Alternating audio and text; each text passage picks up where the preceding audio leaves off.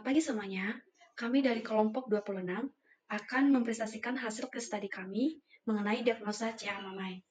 Yang pertama, definisi. CA Mamae merupakan salah satu jenis kanker yang umum terjadi di kalangan masyarakat, khususnya pada kaum wanita. Secara keseluruhan, kanker ini juga merupakan satu dari 4 jenis kanker penyebab kematian. Angka jumlah penderita kanker payudara mengalami peningkatan yang signifikan dari tahun ke tahun. Diagnosa CA Mamae merupakan diagnosa yang umum terjadi pada tahun 2020 dengan jumlah kasus 2,26 juta. 2 tahun kemudian, terdapat peningkatan 2,31 juta kasus CA Mamae. Selanjutnya yaitu etiologi. Yang pertama yaitu genetik. Pasien dengan riwayat keturunan kanker payudara memiliki resiko lebih tinggi mengalami perubahan genetik, khususnya pada gen BRCA1 dan BRCA2. Mutasi pada gen ini menyebabkan sistem perbaikan DNA di dalam sel menjadi terganggu, sehingga sel-sel DNA yang rusak tidak dapat diperbaiki secara normal. Akibatnya, sel-sel payudara dengan kerusakan DNA tersebut tetap bertahan hidup dan berkembang. Sel-sel ini kemudian tumbuh dan membalas secara tidak terkendali yang pada akhirnya memicu terbentuknya sel kanker. Kemudian yang kedua ada faktor hormonal, yaitu faktor yang berperan penting dalam mempercepat proses terjadinya kanker payudara. Paparan estrogen yang berlangsung lama atau berlebih, misalnya karena menarget dini, menopause terlambat, terapi hormonal, atau faktor reproduksi lainnya, akan meningkatkan resiko terjadinya mutasi DNA. Estrogen yang berlebih memicu aktivasi onkogen dan inaktivasi gen supresor tumor. Gangguan ini menyebabkan mekanisme kontrol pertumbuhan sel terganggu, sehingga sel-sel payudara mengalami hiperplasia atipik, yaitu pertumbuhan sel abnormal yang tidak normal. Kemudian, yang ketiga yaitu usia. Pasien mengalami menarche dini yang terpapar hormon estrogen dalam waktu yang lebih lama, sepanjang hidupnya, dibandingkan dengan wanita yang menarche pada usia normal. Paparan estrogen yang lebih lama, ini menjadi salah satu faktor resiko kanker payudara karena estrogen berperan dalam merangsang pembelahan sel epitel mamae. Akibat paparan yang berkepanjangan, terjadi peningkatan proliferasi sel epitel mamae. Proliferasi yang berulang-ulang meningkatkan kemungkinan terjadinya kesalahan replikasi DNA atau mutasi. Mutasi ini dapat berupa aktivasi onkogen, yaitu gen yang memicu pertumbuhan sel kanker, dan inaktivasi gen supresor tumor, yaitu gen yang berfungsi menghambat pertumbuhan kanker. Selanjutnya itu manifestasi klinis pada pasien CA Mamae. Yang pertama terdapat benjolan keras pada payudara atau ketiak. Lalu yang kedua perubahan bentuk atau ukuran payudara. Yang ketiga adanya perubahan kulit seperti kemerahan. Yang keempat adanya pengkerutan atau kulit jeruk. Yang kelima putih susu yang tertarik ke dalam atau retraksi. Yang keenam keluaran cairan abnormal dari puting. Lalu yang terakhir adanya nyeri pada payudara. Yang selanjutnya masuk ke dalam pengkajian. Identitas pasien yaitu Nyonya N, 30 tahun, dirawat di ruang IPD lantai 3, masuk ke rumah sakit yaitu pada tanggal 4 September 2025. Riwayat kesehatan dan keluhan utama pasien, yaitu pasien mengatakan datang ke rumah sakit karena benjolan di payudara kanan semakin besar, luka memburuk, nyeri 2 bulan terakhir yang sebelumnya bengkak, namun pasien tidak merasakan nyeri. Mual muntah setelah kemoterapi, nafsu makan menurun, khawatir dengan rencana mastektomi, sempat berhenti kontrol dan kemoterapi karena takut. Lalu pemeriksaan fisik yaitu tekanan darah 92/65 mmHg, nadi 82 kali per menit, pernapasan 18 kali per menit, suhu 36,5 derajat Celcius dan SpO2-nya 99%. Berat badan pasien 43 kg, tinggi badan 160 cm, dan IMT pasien itu 16,79 dalam kategori kurus. Sistem respirasi saraf muskuloskeletal dalam batas normal. Sistem intokumen, luka nekrosis kurang lebih 15 cm pada mamae dekstra, bengkak, keluar cairan atau nanah, dan hematoma. Hasil laboratorium pasien, Hb 9,3 gram per desiliter dalam kategori rendah, leukosit 2,7 kali 10 pangkat 3 ml dalam kategori rendah, trombosit 255.000 sel per milimeter kubik. Terapi obat yang diberikan yaitu ranitidin 150 mg, tramadol 50 mg, vitamin B kompleks, dan suntik leukogen. Lalu masalah keperawatannya yaitu gangguan integritas kulit berhubungan dengan luka kanker mamae yang memburuk, nyeri akut berhubungan dengan agen pencedera fisiologis, dan ketidakpatuhan berhubungan dengan efek samping program pengobatan yaitu takut kemoterapi dan operasi. Selanjutnya, kami mengambil 3 diagnosa, yaitu yang pertama, gangguan integritas kulit berhubungan dengan kurangnya terpampang informasi tentang upaya mempertahankan atau melindungi integritas jaringan, dibuktikan dengan luka kanker mamai yang memburuk karena ketidakteraturan kontrol dan tidak mengikuti kemoterapi. Yang kedua, nyeri akut berhubungan dengan agen pencedera fisiologis, dibuktikan dengan pasien mengeluhkan nyeri yang timbul setelah makan di bagian aksila. Pasien mengatakan nyeri seperti ditusuk-tusuk, pasien tampak meringis dan gelisah.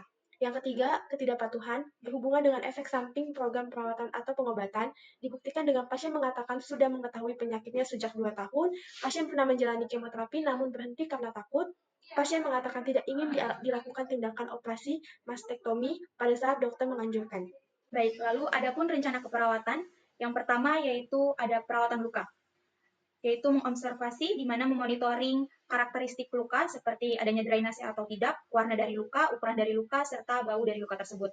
Lalu memonitor tanda-tanda infeksi. Lalu yang kedua ada terapeutik, yaitu menjadwalkan perubahan posisi setiap 2 jam atau sesuai dengan kondisi pasien. Lalu ada edukasi, yaitu menjelaskan tanda dan gejala infeksi. Lalu menganjurkan mengkonsumsi makanan tinggi kalori dan protein. Selanjutnya ada kolaborasi, yaitu mengajarkan prosedur perawatan luka secara mandiri kepada pasien dan keluarga, dan juga kolaborasi untuk pemberian antibiotik jika perlu. Lalu intervensi kedua adalah manajemen nyeri. Pertama, observasi yang dilakukan adalah identifikasi lokasi, karakteristik, durasi, frekuensi, dan kualitas nyeri. Lalu kedua, identifikasi skala nyeri. Ketiga, identifikasi respon nyeri nonverbal. Keempat, identifikasi faktor yang memperberat dan memperingan nyeri. Lalu kelima, identifikasi pengaruh nyeri pada kualitas hidup. Keenam, monitor efek samping penggunaan analgetik. Lalu ada juga tindakan terapeutik. Yang pertama, berikan teknik non-farmakologis untuk mengurangi rasa nyeri. Misalnya, TENS, hipnosis, akupresur, terapi musik, biofeedback, terapi pijak, aromaterapi, teknik imajinasi terbimbing, kompres hangat atau dingin, dan juga terapi bermain. Lalu kedua, kontrol lingkungan yang memperberat rasa nyeri, seperti suhu ruangan, pencahayaan, dan juga kebisingan. Lalu tindakan edukasi, yang pertama, jelaskan penyebab, periode, dan pemicu nyeri. Kedua, jelaskan strategi meredakan nyeri.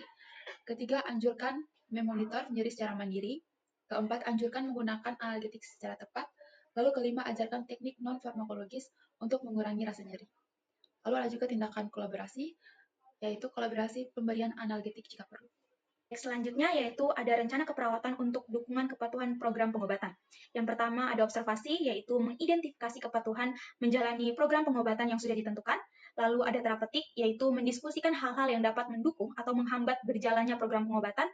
Yang kedua, melibatkan keluarga untuk mendukung program pengobatan yang dijalani. Lalu selanjutnya ada edukasi, yaitu menginformasikan program pengobatan yang harus dijalani. Lalu menginformasikan manfaat yang akan diperoleh jika teratur menjalani program pengobatan. Dan yang terakhir, menganjurkan keluarga untuk mendampingi dan merawat pasien selama menjalani program pengobatan. Selanjutnya, implementasi yang kami lakukan pada saat klinik. Pada diagnosa yang pertama, gangguan integritas kulit. Pada jam 7.30, kami melakukan pengukuran tanda-tanda vital pada pasien. Hasil yang didapatkan, tekanan darah 92/65, nadi 82 kali per menit, pernafasan 18 kali per menit, suhu 36,5 derajat Celcius, SpO2-nya 99%. Pada jam 8, kami melakukan monitoring karakteristik luka, misalnya ada drainase, warna luka, ukuran, dan bau. Respon pasien terdapat drainase berupa cairan bening di mamae pasien. Tidak ada bau dan ukuran luka pada mamae pasien sekitar 15 cm. Yang pada jam 8.45 kami melakukan monitoring tanda-tanda infeksi. Respon pasien mengatakan bagian mamae masih terasa gatal, tampak pembesaran pada mamae serta terdapat nekrosis pada kulit mamae pasien. Pada jam 9, kami menjadwalkan perubahan posisi setiap 2 jam atau sesuai kondisi pasien. Respon pasien mengerti dan mengikuti jadwal posisi yang dianjurkan oleh perawat. Jam 9.15, kami menjelaskan tanda dan gejala infeksi. Respon pasien mengatakan mengerti dan akan segera melaporkan jika ia menemukan tanda dan gejala infeksi pada luka mamae. Jam 9.30, kami menganjurkan mengonsumsi makanan tinggi kalori dan protein. Respon pasien mengatakan akan mengikuti anjuran yang diberikan oleh perawat. Pada jam 9.35, kami menganjurkan pasien perawatan luka secara mandiri. Respon pasien mengatakan mengerti dan akan melakukan atau mulai belajar untuk melakukan perawatan secara mandiri sesuai dengan prosedur yang telah dianjurkan oleh perawat.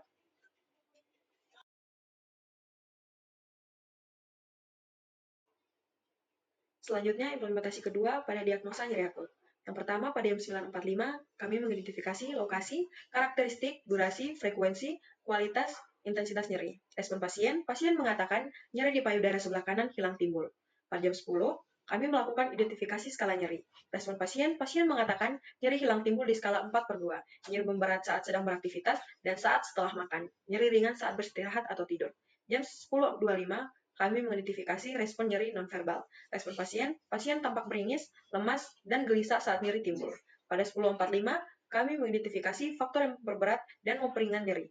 Respon pasien mengatakan nyeri memberat dan timbul saat sesudah makan terlebih makanan terbuat dari tepung, seperti roti. Dan nyeri akan berkurang saat pasien 2 jam setelah makan makanan tersebut. Pada jam 11, kami memonitoring penggunaan analgesik yang diberikan. Respon pasien mengatakan nyeri berkurang setelah minum obat pereda nyeri yang diberikan. Pada jam 11.15, kami memberikan teknik non-farmakologis untuk mengurangi rasa nyeri. Respon pasien mengatakan merasa lebih rileks dan nyeri sedikit berkurang setelah diajarkan teknik relaksasi napas dalam. Pada jam 11.30, kami memfasilitasi istirahat dan tidur. Respon pasien mengatakan bisa tidur lebih nyenyak dan merasa lebih segar setelah tidur. 11.45, kami menjelaskan penyebab, periode, dan pemicu nyeri. Respon pasien memahami penyebab nyeri dan payudara dan tahu kapan nyeri biasanya muncul. Pada jam 12, kami menganjurkan memonitoring nyeri secara mandiri. Selanjutnya, implementasi pada diagnosa yang ketiga. Pada jam 12.30, kami mengidentifikasi kepatuhan menjalani program pengobatan. Respon pasien mengatakan merasa khawatir tentang pengobatan yang diberikan dan merasa tidak perlu lagi melanjutkan pengobatan karena merasa tidak sakit. Pada jam 12.45, kami mendiskusikan hal-hal yang dapat mendukung atau menghambat berjalannya program pengobatan. Respon pasien menyampaikan bahwa dukungan keluarga sangat membantu. Keluarga selalu mengingatkan jadwal minum obat dan menemani saat kontrol sehingga membuat pasien lebih tenang. Pada jam 13.00 WIB, kami menginformasikan manfaat yang akan diperoleh jika teratur menjalani program pengobatan. Respon pasien juga menyampaikan bahwa sudah memahami tentang penyakit dan pengobatan yang harus dilakukan. Baik, sekarang kita masuk di tahap evaluasi, yaitu diagnosa pertama, gangguan integritas kulit. Pada evaluasi, subjektifnya yaitu pasien mengatakan bagian mamae masih merasa gatal dan mengatakan kulit bersih, kering, dan utuh. Untuk objektifnya, masih terdapat nekrosis pada kulit, terdapat luka nekrosis pada kulit mamae, hematoma dan pembesaran pada mamae, dan masih ditemukan luka pada mamae pasien sekitar 15 cm dan ditutup dengan perban tetap bersih dan bebas infeksi. Jadi, analisis dari masalah keperawatan pertama yaitu gangguan integritas kulit masih belum teratasi. Untuk planningnya, yaitu intervensi dilanjutkan dengan 1. Monitor tanda dan gejala infeksi lokal dan sistemik.